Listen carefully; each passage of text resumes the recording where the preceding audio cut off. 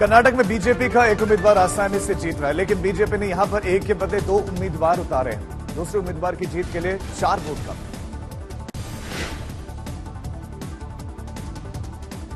इधर हिमाचल प्रदेश में बीजेपी उम्मीदवार की जीत बेहद मुश्किल है। फिर भी बीजेपी ने अपना एक उम्मीदवार उतारा है, जबकि उनके पास जीत के लिए जरूरी वोट से 10 वोट कम है। और यहां पर भी हिमाचल प्रदेश में अब क्रॉस वोटिंग का खतरा है। राहुल गांधी के वायनाड से इस बार लड़ने पर कयास लगने लगे हैं, इसीलिए क्योंकि सीपीएम ने वायनाड सीट पर उम्मीदवार उतार दिया है। वायनाड से सीपीआई ने एनी राजा को चुनावी मैदान में उतारा है। वायनाड से मौजूदा समय में कांग्रेस के पूर्व अध्यक्ष राहुल गांधी सांसद हैं। वायनाड से टिकट मिलने और राहुल गांधी को लेकर एनी राजा ने कहा कि ये कोई नई बात नहीं है।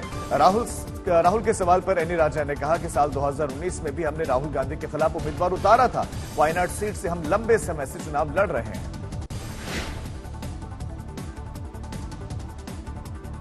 सिलवासा में अमित शाह ने एक बार फिर से इंडिया गठबंधन पर हमला बोला। चुनावी रैली को संबोधित करते हुए गृहमंत्री शाह ने मोदी सरकार के कामों को गिना, विकसित भारत का विजन सामने रखा और मोदी सरकार के मुकाबले में गठबंधन इंडिया की खामियों को गिनाया। शाह ने कहा कि गठबंधन इंडिया में जो पार्टियां हैं उनमें सभी में परिवारवाद हावी है और इन दलों के द्वारा बड़े बड़े घोटाले किए गए। हमारे सामने 2 विकल्प है, एक और देशभक्ति से ओतप्रोत नरेंद्र मोदी का नेतृत्व और दूसरी ओर 7 परिवारवादी पार्टियों का ये इंडी अलायंस है, जो अपने बेटे, भतीजे, भतीजी, दामाद के लिए काम करते हैं, वो आपका भला कर सकते हैं क्या?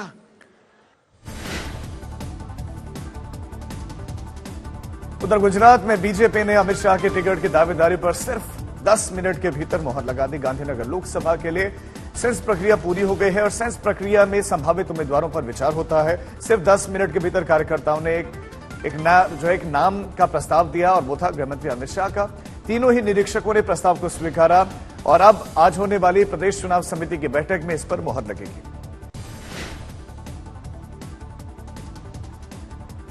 अरविंद केजरीवाल की पार्टी आम आदमी पार्टी की पॉलिटिकल अफेयर्स कमेटी की आज अहम बैठक दिल्ली में हो रही है। शाम को यह बैठक होनी, इसमें दिल्ली समेत 4 राज्यों में लोकसभा चुनाव के उम्मीदवारों के नामों पर विचार होगा। माना जा रहा है कि दिल्ली, गुजरात, हरियाणा और पंजाब के उम्मीदवारों के नामों का ऐलान भी हो सकता है। शराब घोटाला केस में अरविंद केजरीवाल एक बार फिर से ईडी के सामने पेश नहीं हुए। दिल्ली के सीएम अब तक ईडी के 7 समन से बच चुके हैं, नहीं गए। अरविंद केजरीवाल और उनकी पार्टी ने यह आरोप लगाया कि ईडी के द्वारा भेजा गया समन गैर कानूनी है, अवैध था। वहीं सौरभ भारद्वाज ने कहा कि अगर एजेंसी को अपने शर्तों का पालन करवाना था तो पहले अदालत क्यों गए? हम अदालत में नहीं गए, लेकिन ईडी गई है।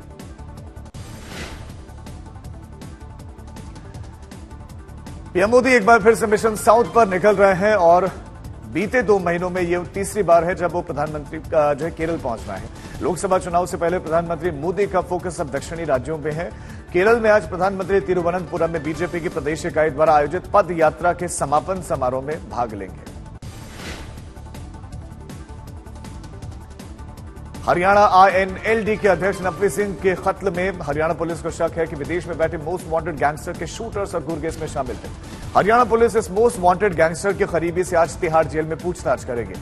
आज हरियाणा पुलिस ने हरियाणा के टॉप मोस्ट गैंगस्टर संदीप उर्फ काला जठेड़ी से तिहाड़ जेल में पूछताछ की।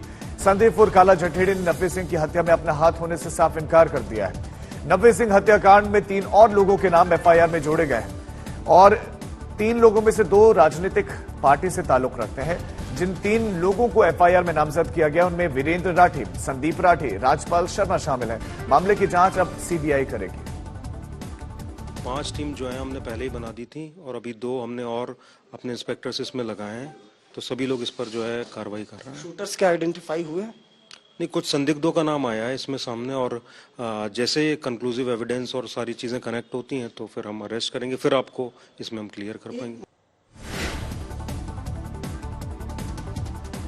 संदेश खाली केस में शाहजहां शेख की जल्द गिरफ्तारी होगी। टीएमसी ने अब ऐसी बात कही है। कलकत्ता हाईकोर्ट ने भी बंगाल सरकार को फटकार लगाई है और कहा कि शाहजहां शेख को जल्द से जल्द गिरफ्तार किया जाए।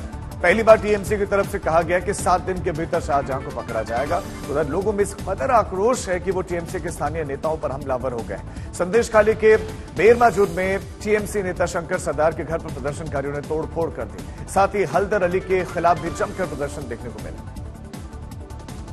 पश्चिम बंगाल की सरकार और पुलिस के पास 2 ही रास्ते हैं। एक, या तो वो इसको अरेस्ट करके 48 घंटे में कोर्ट के सामने दिखाए कि बहुत बढ़िया काम कर दिया उन लोगों ने, वो गलतफहमी में थे कि उसको वो अरेस्ट नहीं कर सकते हैं।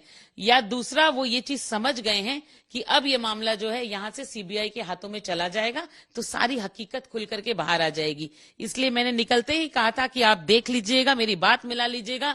48 घंटे से लेकर के 46 घंटे, अब जितना भी वक्त है, 2 से 3 दिन के अंदर ये उसको पकड़ करके दिखाएंगे। और अभी मैंने देखा है कि टीएमसी के मुखपात्र भी यही बात कह रहे हैं। राहुल गांधी ने लड़कियों के हिजाब पहनने पर बड़ा बयान दिया। अलीगढ़ मुस्लिम यूनिवर्सिटी की छात्राओं ने उनसे हिजाब से जुड़ा हुआ सवाल पूछा, उनका रुख पूछा।